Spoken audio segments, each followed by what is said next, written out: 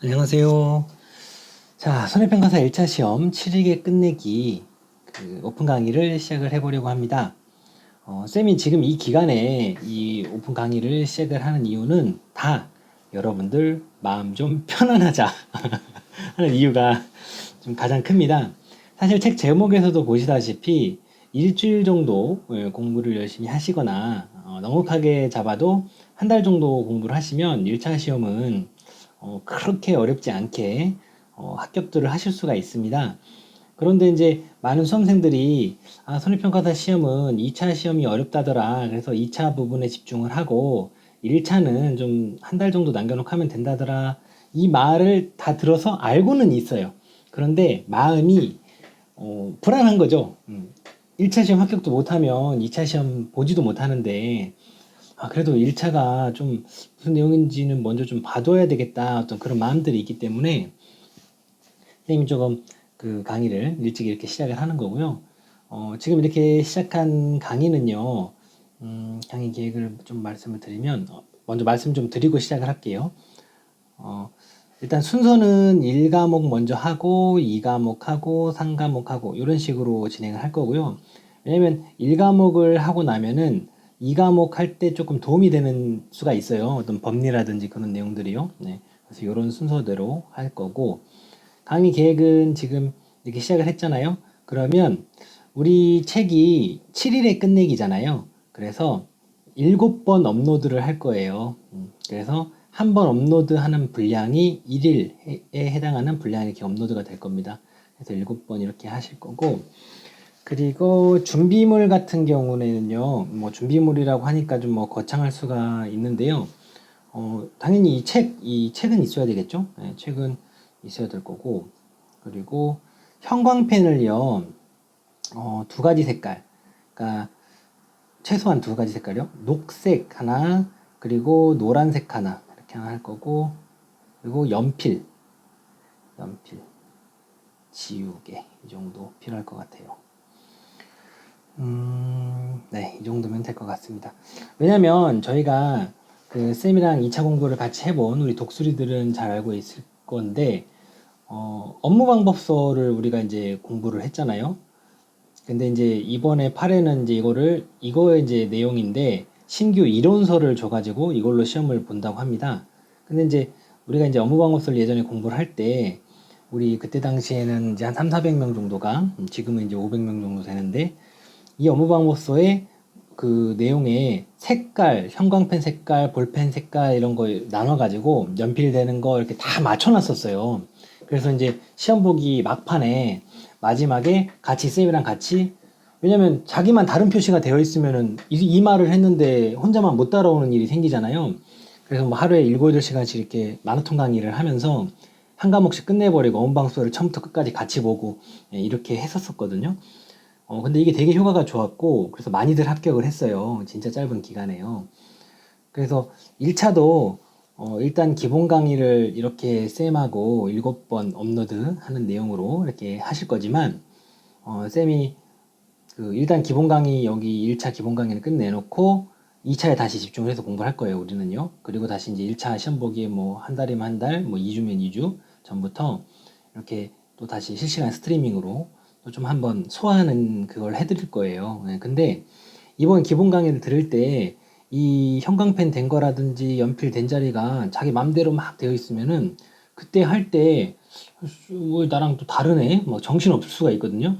그래서 가능하면 우리 지금 여기 기본서에 이 7회 끝내기 1차 7회 끝내기 기본서에 너무 막 지저분한 본인만의 표시를 하지 않으셨으면 좋겠어요. 예, 왜냐면 뒤에 또 선생님이 그 막판 마무리를 할 때 또 본인만 또 둥 떨어져 가지고 그럴 수 있잖아요. 그러니까 공부를 하시다 보면은 선생님하고 이제 약속이라면 약속인 게, 그 공부하는 이런 내용들이 있으면 어떤 분들은 읽을 때 이렇게 연필이나 볼펜으로 계속 이렇게 밑줄을 치면서 읽으시는 분들이 있거든요. 요거 하지 마세요. 요거. 쌤이랑 약속 하나 할게요. 왜냐면 본인이 이걸 다시 봤을 때 사실 우리가 이게 좀 반복이 좀 필요하거든요.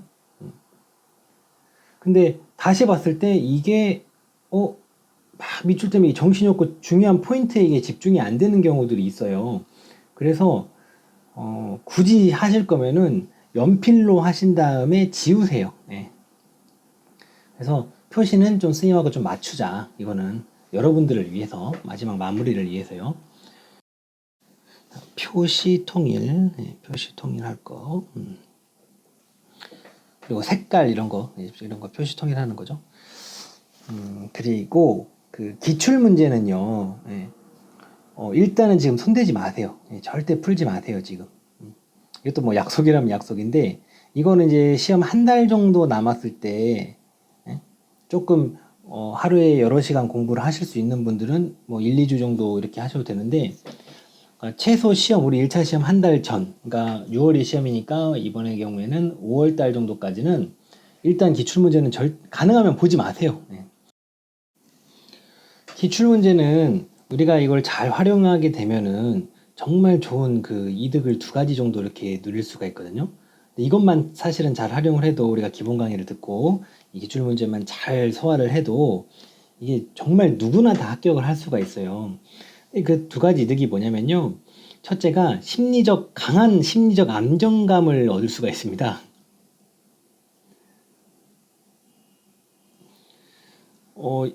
이게 무슨 말이냐면요. 이제 이론서 공부를 하고, 뭐 1차 시험을 공부를 뭐 하시는 분들은 그 시험 공부를 실컷 했어요. 1차 시험 공부를 정말 많이 한 것 같아요. 네, 다른 사람들보다 많이 한 것 같아요. 그런데 시험 날짜가 다가올수록 불안해요. 아, 내가 이 정도 공부하면 합격을 할 수 있을까? 이런 불안감이 있어요. 근데 이거를 해소를 시켜줄 수가 있어요. 첫째, 이 기출 문제가요. 근데 이제 우리가 기출 문제를 보다 보면은 이게 이제 해마다 지금 법이나 이런 내용들이 바뀐 것들이 있고, 그래서 그대로 풀면은 또 좀 안 맞는 내용들이 상당히 있거든요. 이 기출문제 1회부터 현재 이제 7회까지 있는데, 쌓여 있는데, 많지도 않죠? 시험이 얼마 안 된 시험이어가지고요. 그래서 좀 아껴야 돼요, 이거를. 예? 그래서 뭐, 마지막에 이게 꼭 시간을 재가지고, 실제 시험 보는 시간에 우리가, 토요일 날 시험 보는데, 토요일 날 그 오전에 딱 시험 보는 시간에 맞춰가지고, 시간을 재가면서 7번 풀 수 있는 기회인 거예요, 사실은. 그래서 이제 쌤이 그 책이 좀 있으면 이제 기출문제 그 집도 나오는데, 거기에는 기존에 그 있던 그 현재 시점에서는 맞지 않는 문제가 이제 좀 바뀌어져야 되는 그런 문제들이 있잖아요. 그리고 오류가 나왔던 부분들, 그런 것들을 다 수정을 해가지고 여러분들이 실제로 시간을 재서 풀었을 때 실제 시험하고 그 점수하고 유사하게 나올 수 있도록 그렇게 딱 난이도도 맞춰놨어요. 그래서 기출문제를 풀어봄으로써 뭐 문제 출제 경향이라든지 이런 것들은 우리 이론서를 지금 이렇게 같이 보면서도 파악은 사실 할 수 있거든요. 기출문제를 일부 가져다 놓은 게 있기 때문에. 근데 실제로 여러분들 이제 공부한 수준이 합격을 할 수 있는 수준인가를 체크해 볼 수 있는 아주 좋은 자료예요. 그래서 7번을 하는데 처음 3, 4번은 그 점수가 안 되더라도 마지막 2번 정도에서 평균 70점 정도 이상이 나온다라고 그러면 합격권이거든요. 그래서 어떤 그런 테스트를 통해서 심리적 안정감을 한번 가져볼 수가 있다. 이게 좀 사실은 가장 큰 부분이고요. 두 번째로는 기출 문제를 그냥 풀고 답만 확인하고 이렇게 하는 것은 사실은 크게 의미가 없어요. 왜냐면 앞서 말씀드린 것처럼 같은 문제가 똑같이는 나오지 않는다고 그랬잖아요. 그렇기 때문에 그렇습니다. 그런데 이 문제가 풀다 보면은 반복이 되는 부분들이 보일 거예요. 그런데 그 내용들을 이렇게 어떤 내용에서 계속 이렇게 반복돼서 문제가 나오거나 조금씩 물어보는 포인트라든지 그런 부분은 달라지긴 하지만, 그 워딩이라든지 이런 것들은 달라지긴 하지만, 그래도 계속해서 물어보는 포인트들은 있구나. 그거는 어떻게 정리해서 가지고 가면 되겠다. 어떤 이런 전략을 또 세울 수가 있어요, 우리가. 그래서 이 두 가지 포인트를 딱 누리기 위해서 일단 기출 문제는 아껴두시는 걸로. 이게 이제 선생님하고 뭐 두 번째 약속이라면 두 번째 약속입니다. 기출 문제 아끼기. 기출 아끼기. 그래요. 이 정도 일단 말씀드릴 것 같고요. 드리면 될 것 같고요. 이어서 바로 시작을 해볼게요. 족보 1번부터 상권 보호편 족보 1번부터 시작을 하겠습니다. 여러분들 책 페이지 수로는 14페이지 될 거고요. 쌤이 이제 편의상 여러분들 잘 보이게 하려고 저는 여기서 이제 빨간색을 사용해서 필기를 할 건데요. 여러분들은 연필로 하시면 되겠습니다. 이제 빨간색 스님이 쓰는 데는 여러분들은 연필로 한다. 그리고 형광펜이 이제 쓸 부분들은 형광펜 그 색깔 맞춰서 하시면 되겠어요. 가능하면 좀 맞춰주세요. 예. 자, 그래서 이제 우리 책 족보를 보게 되면은 자, 요 로고가 들어있는 이 부분이 족보예요. 말 그대로. 시험에 나오는 부분입니다. 그래서 옆에 조문들이 이렇게 써 있는데, 쌤이 이제 다른 족보들도 예, 조문을 이렇게 다 써줬어요. 근데 중간중간에 보다 보면 여러분들의 눈에 띄게 뭐 갑자기 하나 뭐 법조문이 빠졌네 내지는 여러분들 눈에 안 띄게 또 뺀 것들도 있어요. 그 부분들은 시험에 안 나와요. 쌤이 다 뺀 부분들이고 여기 있는 딱 내용만 사실은 여기 내용만 이 족보 내용만 정확하게 알고 있으면 다 풀 수 있습니다. 문제를. 지금 우리 상법 보험편 같은 경우에는 쌤이 여기 정리하는 족보만 정확하게 이해하고 해도 뭐 96점 내지는 만점까지도 맞을 수 있어요. 그래서 뭐 복잡한 생각 안 하셔도 됩니다. 정확하게 딱 지금 이 부분만 정확하게 이해를 해도 90점 이상 맞는데 전혀 지장이 없다. 근데 이제 여러분들 이제 혼자 공부하실 때 좀 퍽퍽 할 수 있는 그 내용들을 이렇게 공센스 밑줄 쫙 해가지고 이렇게 좀 정리를 해놨고요. 뭐 기출 워딩 깔렸던 것들도 같이 표시되어 있습니다. 그리고 모르는 용어들이 혹시 있을까 싶어서 이런 내용들도 좀 정리를 해놨고, 사실은 요즘에는 뭐 그 네이버나 이런 데 검색을 해도 잘 나오잖아요. 예, 그렇지만 그 시간도 좀 아껴드리고자 이렇게 정리를 좀 해놨고, 기출문제 이렇게 표현이 됐다. 예, 예시로 좀 보실 수 있게 같이 가져다 놨어요. 그렇지만 우리한테 지금 사실 중요한 것은 딱 여기 족보 부분이다. 예, 이 부분. 그래서 다시 한번 쌤이 그 빨간색으로 이렇게 치는 부분들은 여러분들은 연필로 좀 그걸 해 주시라. 예, 아시겠죠? 그럼 한번 읽어볼게요. 예. 보험계약의 의의 해가지고 상법 제638조 내용이라네요. 보험계약은 당사자 일방이 약정한 보험료를 지급하고 재산 또는 생명이나 신체에 불합정한 사고가 발생한 경우에 상대방이 일정한 보험금이나 그 밖의 급여를 지급할 것을 약정함으로써 효력이 생긴다. 여기서 보험계약의 이 당사자라고 하는 것은 누구누구가 있을까요? 기본적으로 이 법에서 우리 상법 보험편에서 말하는 당사자는요, 워딩이 보험자, 그리고 이 보험자한테 보험을 가입하는 보험계약자, 이렇게 볼 수가 있어요. 당사자는요. 그래서 당사자 일방이 약정한 보험료를 지급하고, 약정한 보험료를 지급하는 사람 누굴까요? 이 보험계약자를 말을 하는 거죠. 근데 이제 보험계약자는 우리가 가입자라고도 표현을 해요. 그리고 보험자는 여러분들이 다들 알고 계시는 보험회사 있죠. 쉽게 말해서 보험회사가 되는 거고요. 그래서 보험계약자가 보험자에게 보험료를 지급하고, 그죠? 만약에 사고가 나가지고 이제 보상을 해줘야 되는 상황이 되면 보험회사는 보험계약자에게 보험금을 지급하죠. 그러니까 보험료는 누가 누구에게, 보험금은 누가 누구에게 이렇게 주는 것이냐. 뭐 다들 알고 계실 것 같은데 이거 조금 그 보험금하고 보험료를 헷갈리시는 분도 있는 것 같더라고요. 그래서 그 보험금이나 그 밖의 급여를 지급하는 것은 보험자일 것이고, 보험료를 지급하는 것은 보험계약자일 것이고, 그죠?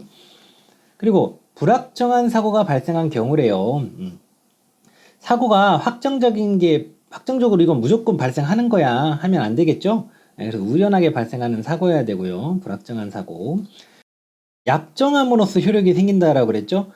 그 말인즉 다른 요식 요물 행위를 요하지 않는다라는 말이죠. 보험 좀 들어줘. 그래 알았어 오케이 하면은 효력이 생기는 거예요. 따로 뭘 더 이렇게 해야 되고 뭐 요식행위를 해야 되고 그런 거 아니라는 거예요. 그래서 쭉 다른 것들은 뭐 크게 어려운 내용이 아니라서 쭉 보시면 될 것 같고, 그냥 이 문제 쪽에서 잠깐 한 번만 또 좀 보고 갈게요. 자, 이제 문제를 풀어보면 뭐 답은 딱 봐도 그 옳지 않은 것 해가지고 여기 뭐 요물계약, 뭐 보험계약은 요물계약 아니죠? 불요식, 불요물이라고 그랬잖아요. 뭐 요식이나 요물이 필요한 게 아니라고 그랬죠. 그래서 이제 뭐 답은 어렵지 않게 이게 3번이 나오는데, 그거보다는 이거 여기 2번 내용 한번 볼게요. 보험계약은 당사자 사이에 청약과 승낙의 의사합치에 의해서 성립한다. 많은 그 일반인들이 생각하기를, 왜냐면 보험회사에서 이제 설계사들이 아유 보험 좀 들어줘 해가지고 그 보험을 이제 가입을 하고 하니까 보험회사가 이 사람한테 청약을 하고 그리고 일반인이 보험회사에 그래 승낙 이렇게 해가지고 보험이 되는가 보다 이렇게 생각하실 수가 있어요. 왜냐면 보험회사 설계사들이 좀 보험 좀 들어줘 해가지고 이제 하다 보니까. 근데 사실은 이게 아니고요. 우리가 이제 여기서 그 공부를 할 적에는 이 청약이라는 게 보험회사에서 이제 약관 같은 거를 다 만들어 놨잖아요. 이것들을 우리가 쭉 보고 나서요. 보험 계약자가 보고 나서 이거 나한테 도움이 될 것 같은데 괜찮겠네. 이거 나 좀 보험 들어주세요. 이렇게 이 보험 계약자가 청약을 하고요. 보험자가 봤을 적에 이 사람은 괜찮네. 뭐 당뇨병이나 이런 병이 있는 것도 아니고 이 정도는 들어줘도 되겠다. 이렇게 승낙해가지고 이렇게 의사합치가 되면은 보험 계약이 효력이 발생을 하는 거예요. 이 시기예요. 그래서 요거 조금 헷갈리지 말자. 자, 이어서 족보 2번을 보면요. 자, 보험 계약의 성립. 보험자가 보험 계약자로부터 보험 계약의 청약과 함께, 그죠? 보험 계약 청약은 보험 계약자로부터 보험자가 받는 거라 했죠. 방금 앞에서 설명드렸죠. 청약과 함께 보험료 상당액의 전부 또는 일부의 지급을 받은 때에는 다른 약정이 없으면 30일 내에 그 상대방에 대하여 납부의 통지를 발송하여야 한다. 보험 들어줄 건지 안 들어줄 건지 다른 약정 안 했으면은 30일 내에는 답을 해줘야 된다. 그 얘기죠. 그러나 인보험의 피보험자가 신체 검사를 받아야 하는 경우에는 그 기간은 신체 검사를 받은 날부터 기산을 한다.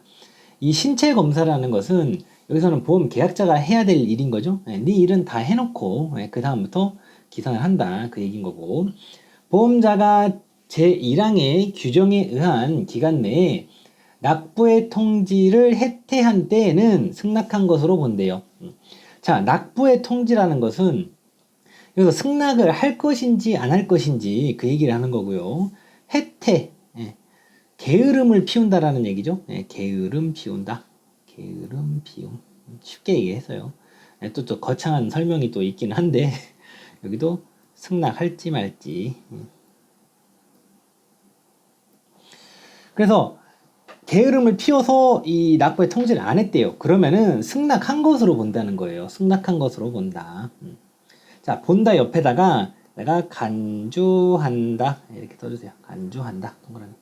이거는 또 추정한다라고 하면은 안 됩니다. 추정한다 아니다. 간주한다. 본다는 간주한다.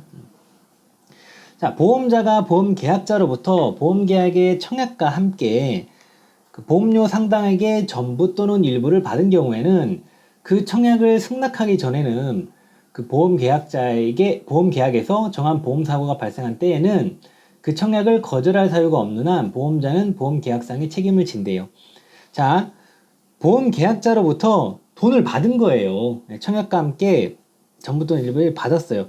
그 경우에는 아직 근데 그 승낙을 할 것인지 안 할 것인지 그 의사표시는 아직 안 한 시점에서요. 그 애매한 상황에 그 보험사고가 발생을 한 거예요. 그런데 그런 때에는 이 청약을 거절한 사유, 특별한 사유가 없는 한은 이 보험자는 이 보험 계약상의 책임을 진다라는 거죠.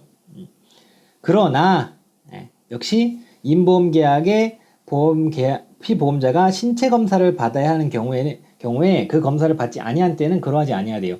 이거는 앞서서도 말했지만 보험 계약자가 할 일인데 이것도 다 하지 않은 경우에는 그렇지 않다라는 얘기를 하는 거죠. 법이요. 이제 한자로는 뭐 이렇게 쓰는데 물 흐르듯이 간다 해가지고 법이라고 하는데요. 우리가 이제 도덕이라고 하면은 이 범위가 이만큼 있다라면 그 중에 일부 이게 이제 우리 법에 해당이 돼요. 그래서 어떻게 또 다른 말로 법을 최소한의 도덕이라고도 얘기를 하기도 하거든요. 그래서 도덕적인 사람이라면 이 법을 이해하는데 어렵지가 않다. 그죠? 이제 우리가 이제 여담으로 이제 간통죄라는 게 지금은 이제 폐지가 됐는데 예전에는 그 법에서 이거를 처벌을 했단 말이에요. 근데 이제 지금은 굳이 말하면 간통죄가 위치가 한 요 정도 지금 되는 거예요.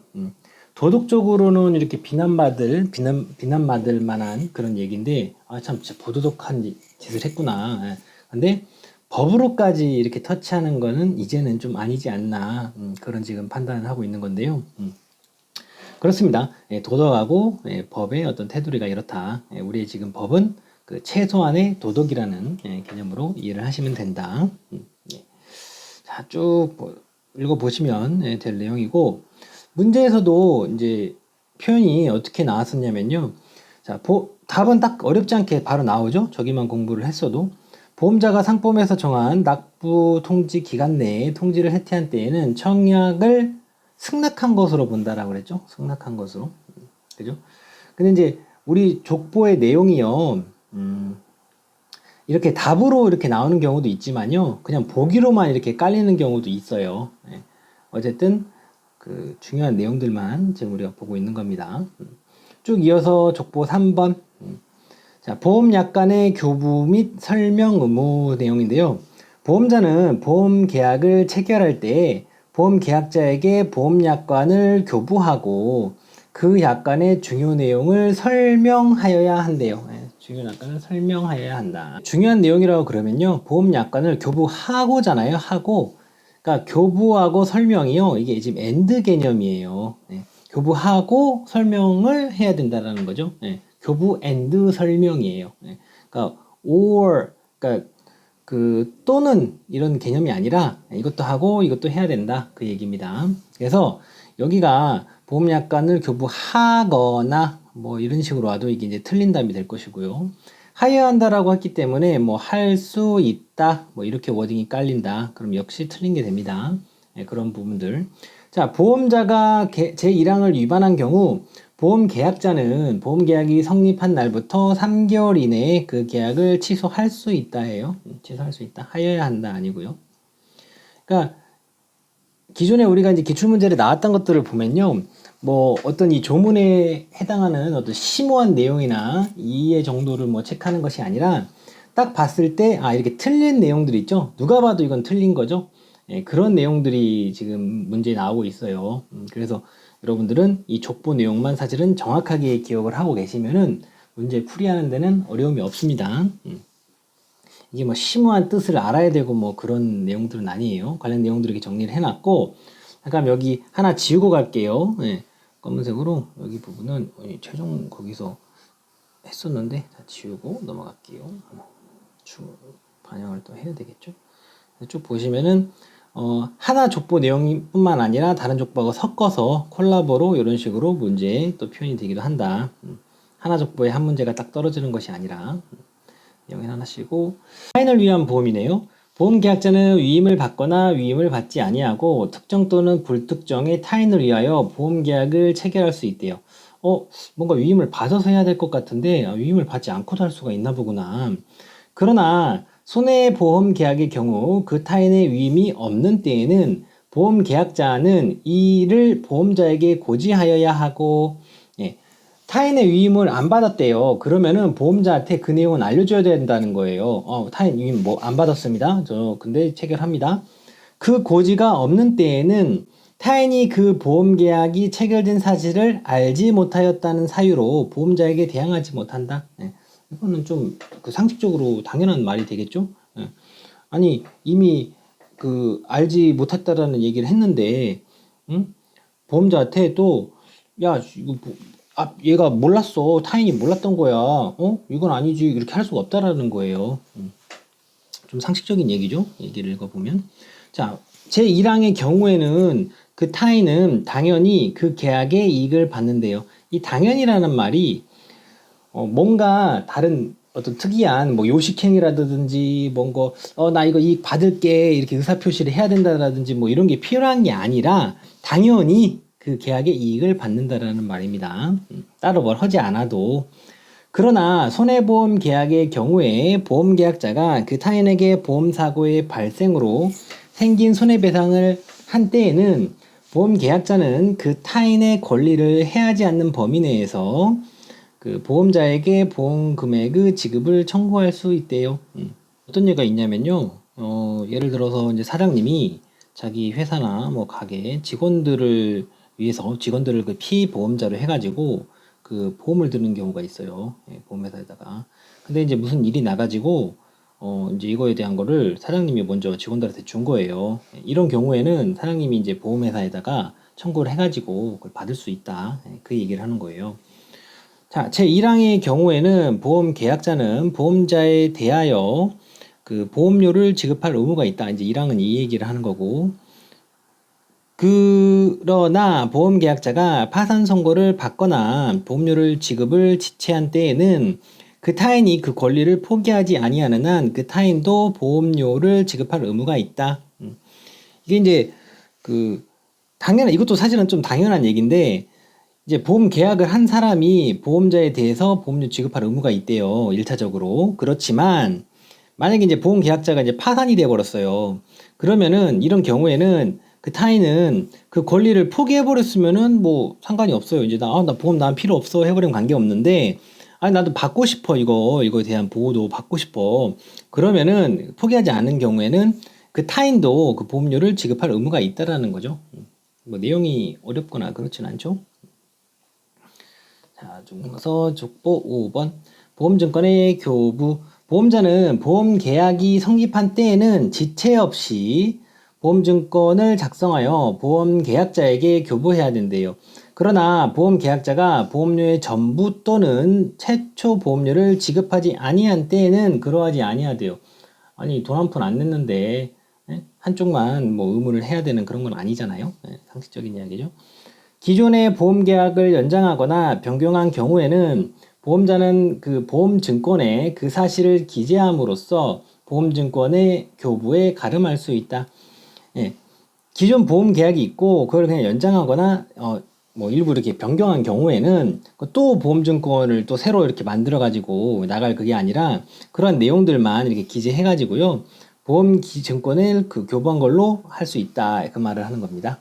자, 그리고 이어서 6번을 보게 되면, 보험계약의 당사자는 보험증권의 교부가 있은 날로부터 일정 기간 내에 하나여 그 증권의 정부에 관한 의의를 할 수 있음을 약정할 수 있대요.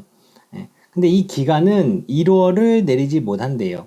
그러니까 보험증권을 이제 교부하고 나서 그 내용에 대해서 의의 제기를 이렇게 할 수가 있는 것을 약정을 할 수가 있는데, 이 기간을 뭐 1월 밑으로는 못 한다라는 얘기죠.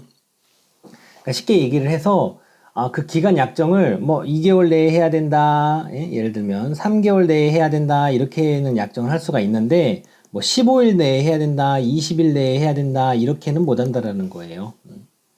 그래서 이제 문제 이거 나온 거를 잠깐 보면은, 자, 보험증권에 관한 설명으로 옳지 않은 것은 해가지고 틀린 거 고르라고 그랬는데요. 자, 바로 딱 내용을 보면은, 보험계약의 당사자는 보험증권의 교부가 있은 날로부터 10일 이내에 하나여 그 증권의 내용의 정부에 관한 의의를 할 수 있음을 약정할 수 있다? 안 된다라는 거죠. 1월 밑으로는 안 된다라는 거잖아요. 그죠?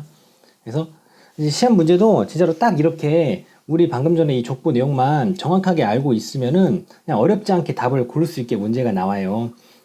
일부 뭐 만점 방지 문제라든지 뭐 좀 난이도가 있는 그런 문제들도 나오긴 하는데, 사실은 이렇게 족보 내용만 정확하게 알고 딱 번호에서 이렇게 확 틀린 것만 딱 골라내는 것만 제대로 해도 1과목 같은 경우에는 7, 80점 정도 득점하는 게 어려운 일이 아닙니다.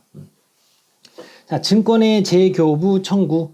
보험증권을 멸실 또는 현저하게 훼손한 때에는 보험계약자는 보험자에 대하여 증권의 재교부를 청구할 수 있대요. 다시 증권 다시 만들어 주세요. 그 증권 작성의 비용은 보험계약자의 부담으로 한대요. 보험증권을 처음 줬을 때는, 보험자가 계약자한테 줬을 때는 제대로 된 거 깔끔한 놈으로 줬을 거잖아요. 근데 멸실되거나 현저하게 훼손이 됐대요. 그 누가 잘못한 거예요? 보험 계약자가 잘못한 거죠. 간수를 잘했으면 그럴 일이 없잖아요. 그러니까 보험 계약자 부담으로 한다는 얘기입니다. 어렵지 않죠? 뭐 멸실은 뭐 물건이나 가족 따위가 그 효용을 상실할 정도로 파괴되는 것. 혹시 그죠, 단어 어려운 게 있으실 분들도 있으니까 쭉 보시고. 자, 족보 8번. 보험 계약은 그 계약 전에 어느 시기를 보험 기간의 시기로 할 수 있다. 이 시기를 보면은, 아니 같은 이게 뭔 말이야 하시는 분들도 혹시 있을까 싶어서 이게 사실은 한자로 적어보면은 조금 뜻이 명확해지는데요. 앞에 있는 시기는, 이거 잠깐만, 현대중국어로 또 쓰면은 또 어렵다고 생각하실 분들이 있으니까, 번첸 느낌 나는 느낌으로 좀 써드려야 되겠죠. 연세가 있으신 분들은 또 한자에 익숙하신 분들도 있더라고요. 그러니까 앞에 있는 이 시기는요, 이제 한자로 쓰면은 이렇게 돼서 어떤 이런 시점으로 생각을 하시면 되고요. 뒤에 있는 이 시기는 어떤 일이 시작되는 때, 시작되는 그 시점을 얘기하는 거예요. 좀 필기를 해드릴게요. 그래서 말 그대로 보면은 보험 계약은 그 계약 전에 어떤 그 시점을 그 보험 기간의 시작점으로 할 수 있다. 네, 그 말이 되는 거죠. 네. 그래서 이 소급보험에 관한 내용을 이렇게 설명을 해놨습니다. 자, 족보 9번 볼게요. 보험계약 당시 보험사고가 이미 발생하였거나 또는 발생할 수 없는 것인 때에는 그 계약은 무효로 한대요. 그러나 당사자 쌍방과 피보험자가 이를 알지 못한 때에는 그러하지 아니하대요. 이미 발생을 해버렸어요. 그럼 보험금 100% 타는 거잖아요. 그리고 또는 이거는 보험 계약자한테 좋겠죠. 그리고 발생할 수 없는 것일 때는 이거는 보험회사한테 좋겠죠. 발생 안 하면 보험료만 받고 보험금 나갈 일이 없는 거잖아요. 그때는 보험 계약은 이럴 때는 무효로 한다라는 거예요. 그런데 이 사실을 그 당사자 쌍방이나 피보험자나 이게 아무도 몰랐던 거예요. 이게 이런 것이 해당이 될 수 있다라는 것은. 그럴 때는 그러지 아니하다. 그 말이는 거죠. 내용이 어렵지는 않은 거라서. 자, 족보 10번. 대리인에 의하여 보험계약을 체결한 경우에 대리인이 안 사유는 대리인이 안 것. 여기다 써놨네요. 친절하게. 그리고 그것은 그 본인이 안 것과 동일한 것으로 한대요. 본인이 안 것. 대리인이 안 것은 본인이 안 것이다. 이게 왜 그런 거냐면요. 이제 본인이 이렇게 있으면 그 대리인이 그 본인을 대신 해가지고 뭐 계약 체결을 한다든지 이런 일들을 할 거잖아요. 그런데 아니 실컷 다 이렇게 해놓고 나서 아니 좀 불리한 일이 생겼어요. 예를 들면 그러면 야 이거 나 몰랐던 거야 이렇게 해서 부지를 주장을 해가지고 이거 아니야 이렇게 해버릴 수가 있잖아요. 그러니까 안 되는 거잖아요. 그럼 다 대리인이 계약해놓고 뒤에 가서 아이고 우리한테 불리할 때만 유리할 때는 다 받고 불리할 때는 아이고 이거 본인 몰랐던 건데 이렇게 해버리면 안 되잖아요. 상식적으로 그죠? 네, 그 얘기를 하는 거예요. 그래서 대리인이 한 것은 본인이 한 것이랑 동일한 것을 한다. 그 얘기입니다. 자, 11번 보험 대리상 등의 권한 해가지고 이제 내용이 있는데요. 자, 보험 대리상은 다음 각호의 권한이 있다 이렇게 얘기했죠. 그리고 조금 밑에 내려가면은 3번에 보험 대리상이 아니면서 특정한 보험자를 위해서 계속적으로 보험계약을 그 체결을 중개하는 자, 보험계약이 아닌 사람 얘기 이렇게 나눠서 좀 보면 좋고요.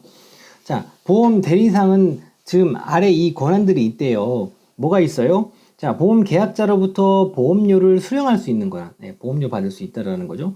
그리고 보험자가 작성한 보험증권을 보험 계약자에게 교부할 수 있는 권한. 보험증권 교부 권한. 보험 계약자로부터 청약, 고지, 통지, 해지, 취소 등 보험 계약에 관한 의사표시를 수령할 수 있는 권한. 청약을 해지, 취소하면 고통 시작이다. 청약, 해지, 취소, 고통 시작. 그래서 청약, 고지, 통지, 해지, 취소 등 보험약관에 관한 의사표시를 수령할 수 있는 권한. 보험 계약자에게 보험계약의 체결, 변경, 해지 등 보험계약에 관한 의사표시를 할 수 있는 권한. 그러니까 의사표시를 수령할 수 있는 권한이던가 아니면 의사표시를 할 수 있는 권한 뭐 이렇게 정리가 되겠죠. 여기 부분은. 근데 이제 사실 중요한 포인트는 여기 1번하고 2번이에요. 자, 왜 그런지를 밑에 보면서 얘기할게요. 자, 제1항에도 불구하고 보험자는 보험 대리상의 제1항의 1항 각호의 권한 중 일부를 제한할 수 있대요. 그러니까 보험자는 보험 대리상에게 이 권한 중에서 일부를 그 제한을 할 수 있다라는 거예요. 하지 못하게. 다만 그렇게 하게 되면은 보험자는 그러한 권한 제한을 이유로 선의의 보험 계약자에게 대항하지 못한대요. 그러니까 기본적으로는 보험 대리상의 권한은 이렇게가 있는데 보험자가 이거의 일부를 제한을 했을 때에는 그거를 이유로 선의의 그 보험 계약자에게는 대항하지 못한다라는 말이죠. 그러니까 우리 법에서는 항상 선의의 제3자는 보호합니다. 예. 특별한 무슨 사유가 있지 않는 이상 선의의 제3자는 보호한다. 그런 맥락에서 이해를 하시면 되겠어요. 자, 보험 대리상이 아니면서 특정한 보험자를 위하여 계속적으로 보험계약의 체결을 중개하는 자는 제1항, 그러니까 보험 대리, 여기는 지금 보험 대리상의 권한이고, 이 아래는 보험 대리상이 아닌 자죠. 결국에 말하면. 그렇지만 계속적으로 보험계약 체결을 중개하는 자예요. 이 사람은 제1항의 1호, 지금 방금 동그랗게 친 거 여기, 그리고 그 제2호, 요거에 권한이 있대요. 그래서 보험자가 작성한 영수증을 보험 계약자에게 교부하는 경우에 그 보험료를 수령할 수 있는 권한하고, 그리고 제2호 보험증권을, 그러니까 보험자가 작성한 보험증권이에요. 이 보험증권을 보험 계약자에게 교부할 수 있는 권한, 이 두 가지는 있다라는 얘기입니다. 피보험자나 보험자가 보험료를 지급하거나 보험 계약에 관한 의사표시를 할 의무가 있는 경우에는 제1항부터 제3항의 규정을 그 피보험자나 보험 수익자에게도 적용한대요. 어려운 그건 없는데요. 쭉 정리를 좀 선생님이 이렇게 따로 해놨어요. 뭐 보험 대리상이면서 보험 계약 체결을 중개하는 자는 이렇게 네 가지 권한이 있고, 또 아니면서 하는 경우에는 이 두 가지 권한이 있다. 그리고 보험 대리상의 권한을 보험자가 제한한 경우에는 그 제한을 이유로 선의의 보험 계약자에게 대항하지 못한다. 이렇게 정리하자고 이렇게 딱 정리를 해놓은 겁니다. 자, 족보 12번. 특별위험의 소멸로 인한 보험료의 감액 청구. 자, 보험계약자의 당사자가 특별한 위험을 얘기하여 보험료의 액을 정한 경우에는 이제 우리 보험 자체가 그렇죠. 그러니까 리스크라고 하는데 이제 뭐 위험이 클수록 보험료는 올라가죠. 네. 이거는 상식적인 얘기잖아요. 그죠? 그러면 저런 경우에 보험 기간 중 그 얘기한 위험이 소멸한 때에는 보험 계약자는 그 후에 보험료의 감액을 청구할 수 있대요. 그러니까 위험이 줄어들었으면은 보험료도 떨어뜨려야 된다라는 거죠. 상식적인 맥락의 이야기, 그죠? 자, 보험계약의 무효로 인한 보험료 반환 청구에 대한 이야기입니다. 보험계약의 전부 또는 일부가 무효인 경우에요. 전부 또는 일부가 무효인 경우래요, 이번에는.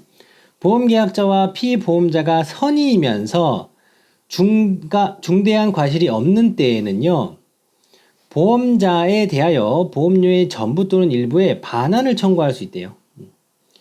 여기 체크 한번 하고 갈게요. 그 파란색 볼펜 한번 들어보세요. 파란색 볼펜 하나. 어지간하면 들라고 안 하는데, 자, 봐보세요. 자, 밑줄 한번 쳐볼게요. 파란색으로요. 보험계약의 전부 또는 일부가 무효인 경우에 보험계약자와 피보험자가 선의이며 중대한 과실이 없는 때, 여기까지 한번 밑줄 쳐보세요. 이렇게 딱 표시를 할게요. 자, 그리고 잠깐만 빨간색으로 해볼게요.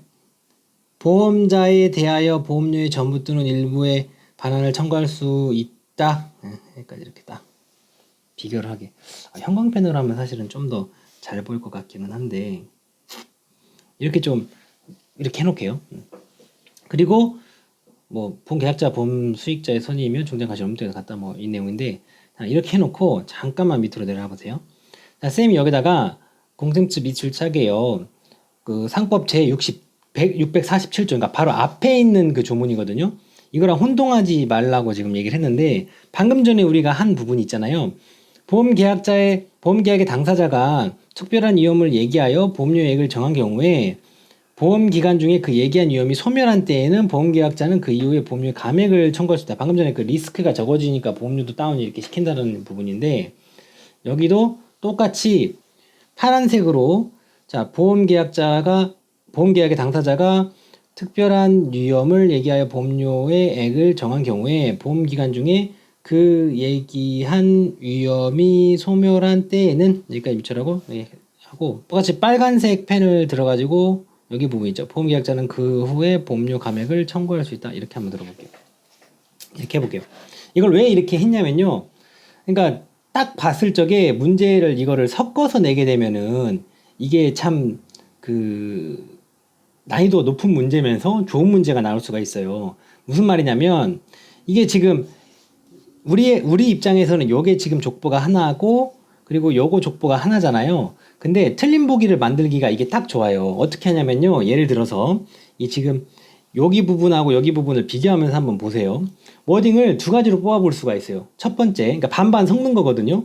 여기 앞에 부분, 자, 뭐 보기 중에 보험계약의 전부 또는 일부가 무효인 경우에 보험계약자와 피보험자가 선의이며 중대한 과실이 없는 때에는 보험계약자는 예를 들어서 뭐 그 후 보험료의 감액을 청구할 수 있다. 예, 이렇게 워딩을 뽑을 수가 있어요. 반반 섞어가지고 내지는 뭐 보험계약의 당사자가 특별한 위험을 얘기하여 보험료의 액을 정한 경우에 그러니까 앞에 부분 갖다 쓴다라는 거죠. 이 뒤쪽 부분에. 예, 그래서 블라블라해서 뭐 소멸한 때에는 그래놓고 여기 뒷부분 워딩 넣는 거예요. 보험자에 대하여 보험료의 전부 또는 일부의 반환을 청구할 수 있다. 이렇게 틀린 보기를 만들어 버리면은 이게 둘 다 여기서 봤던 건데 싶으니까 아 맞는 말이구나 그렇게 가버릴 수도 있어요. 그래서 이렇게 문제를 내면은 살짝 고급지면서도 난이도 있는 문제가 된다. 그래서 요거 한번 좀 신경 쓰고 갈게요 우리. 근데 이제 여기도 이제 쌤이 이제 문제 보기를 이렇게 해서 나올 수도 있다라고 얘기를 한 거고 우리가 이제 무게 중심만 딱 잡고 가면은 사실은 또 어렵지 않게 예, 그걸 할 수가 있는 게 자 봐보세요. 자 보험계약이 전부 또는 일부 무효 예, 이렇게 체크를 하고 그리고 보험료의 전부 또는 일부의 반환 청구 딱 이렇게 하나 가지고 가고 꼭지로 그러니까 이게 딱 깔을 맞춘 거죠. 쉽게 말하면 전부 또는 일부 무효 보험료의 전부 또는 일부 반환 청구 이렇게 워딩을 맞추고 방금 전에 앞에 한 것도 위험 소멸 그러니까 보험료 감액 딱 이렇게 잡고 가면은 사실은 방금 전처럼 그렇게 좀 긴 그 호흡에 문장을 섞어서 나와도 뭐 흔들릴 그게 없습니다. 조금 반복해서 이 족보를 좀 봐주셔야 돼요. 그래서